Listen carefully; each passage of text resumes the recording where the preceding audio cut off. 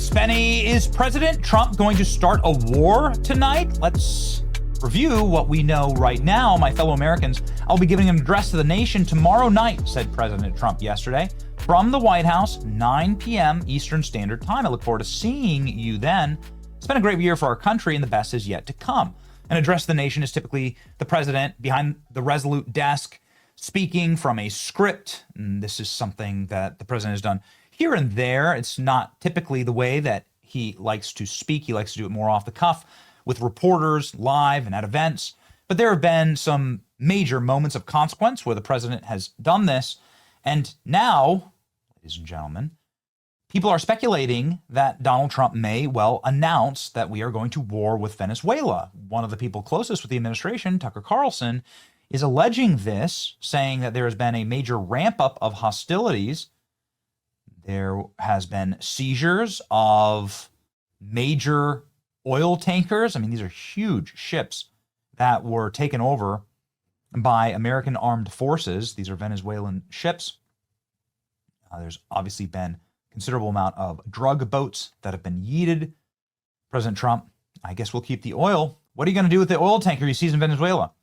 I don't know, he says. Donald Trump has often and regularly raged about Venezuela, declaring them a foreign terrorist organization and a complete and total blockade and sanction of everything going on in that state. Venezuela is obviously a very bad actor. We've covered on this program extensively how Venezuela has rigged our elections and other elections around the world with their technology that uses electronic voting in order to algorithmically budge numbers. We have a number of whistleblowers that have told us directly from the highest levels of government that we're going to get a full report on this, and Venezuela is central to it. America, sweat, ingenuity, and toil created the oil industry in Venezuela. Its tyrannical expropriation of the largest recorded theft of American wealth and property in history. These pillaged assets were then used to fund terrorism and flood our streets with killers, mercenaries, and drugs. President Trump yesterday declaring fentanyl a weapon of mass destruction. So it really does seem like they are ratcheting up the rhetoric. Here, ladies and gentlemen, Tucker Carlson announces that tonight Donald Trump is going to declare war on Venezuela. So could this potentially just be a bait and switch? Let's listen to what Tucker Carlson has to say, and then we'll play you what Caroline Leavitt has to say about the speech. We'll see who's right. Is Trump going to start a war in Venezuela? I don't know. I don't know when this program airs, the one that we're on right now. This thing's maybe live. We're live now, and then okay. It'll be posted immediately. So now, my sense is, I don't know the answer. I've certainly been on the phone a lot about it. I have no power. I'm a podcaster, but I'm very interested. And so here's what I know so far, which is that members of Congress were briefed yesterday that a war is coming, and it'll be announced in the address to the nation tonight at 9:00 by the president. Who knows, by the way, if that will actually happen? I don't know. And I never want to overstate what I know, which is pretty limited in general. Tucker giving not only that we are going to war with Venezuela, but that we are announcing it tonight, live at 9. This is, of course, making a lot of news. Many people are posting this clip saying Tucker Carlson says we are heading towards war with Venezuela, and it's going to be announced tonight. Lawmakers who were briefed on this, Congress, a war is coming at 9:00 tonight. I don't know if it will actually happen. Tucker Carlson, members of Congress are telling me that tonight Trump will declare war. Donald Trump has spent the day at a dignified transfer for Iowan soldiers who were killed in Syria. Dignified transfer is joined by Kevin McCarthy and Susie Wiles of note. But nonetheless, Donald Trump had a very military-centric day. Dover Air Force Base, dignified transfers are really tough to watch. It's horrible.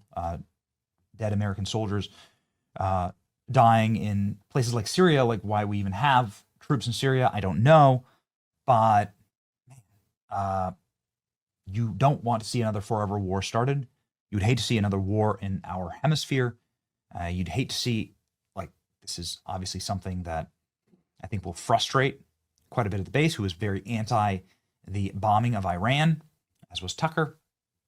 Ladies and gentlemen, here's what Caroline Leavitt had to say about what we can expect tonight. Forward to President Trump addressing the nation tomorrow night, 9 o'clock Eastern. I hope your audience will tune in, and Americans across the country will tune in to hear from their president as well about the historic accomplishments that he has garnered for our country over the past year. If you look at the security of our border, if you look at stopping Joe Biden's inflation right in its tracks, bringing down gas prices to the lowest level in 5 years, President Trump will be talking about what's to come. The best is truly yet to come, as he often says. And so he'll be addressing the country about all of his historic accomplishments over the past year, and maybe teasing some policy that will be coming in the new year as well, as we head into this Christmas season. So could the policy be war? Sure. Just a reminder that Trump and Tucker went back and forth during Iran, where Tucker Carlson went very public against Trump for bombing Iran, and then Trump hit back. So maybe expected to get ugly between the two of them again. You'd hate to see it, but Mommy and Daddy are fighting. What can you do? It's your boy Benny. Pray for peace. Here you go. I actually really love Trump. I think he's a deeply humane, kind person.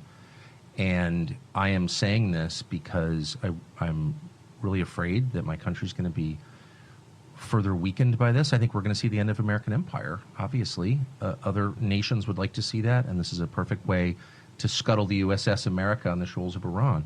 But it's also going to end, I believe, Trump's presidency and effectively end it. And so that's why I'm saying this. What do you mean by that? That's coming from you. That's you get. Look, I knew Bush. I knew George W. Bush. We had, family connections to Bush. I knew Bush personally. I still see Bush sometimes, and of course, he hates me, and he does because I criticized him on Iraq, and that war is the sum total, from a historical perspective, of his administration. But I knew him, and he had all kinds of plans for the things that he wanted to do. But once domestically, right, to improve the country. Right. And you may agree or disagree, but like in his mind, he wasn't just about the invasion of Iraq in March of 2000. Oh, no. He was going to redo Social Security. 100%, He had all that. 100%. All types of. He was going to take care of the entitlements issue. And he really thought it was going to work. Yep. And you could laugh at that or whatever, but the point is, the second you get enmeshed in a real war, not a fake, let's go bomb the villagers and declare success,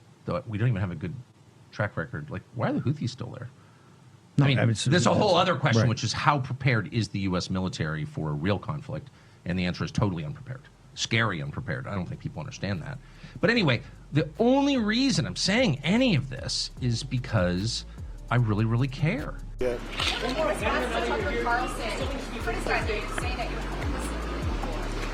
I don't know what Tucker Carlson is saying. Let him go get a television network and say it so that people listen. Thank you. Thank you.